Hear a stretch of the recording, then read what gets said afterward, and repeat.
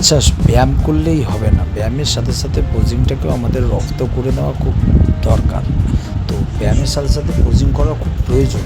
তো ব্যায়াম যখন শেষ হয়ে যায়, আমার এটা প্রথম থেকেই অভ্যাস যে 10 মিনিট করে পোজিং প্র্যাকটিস করা।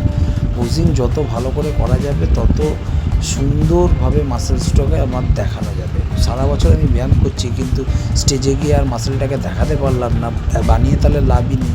তো ওই হিসাবে আমাদের পোজিংটাকে ভালো করে প্র্যাকটিস করে নিতে হবে। ওই জন্য জয়দার কাছে আমি যাই ব্যায়ামের পরে। আমি এত পোজিংয়ে ভালো না, তাই জন্য জয়দার কাছে যাই। জয়দা খুব ভালো বডি বিল্ডার ছিল একটা সময়, সে আমাকে আর খুব ভালো পোজিংও করতো, তাই জন্য জয়দার কাছেই আমি যাই। জয়দা আমাকে শেখায় পোজিংগুলো, আমি এগুলো প্র্যাকটিস করি মন দিয়ে।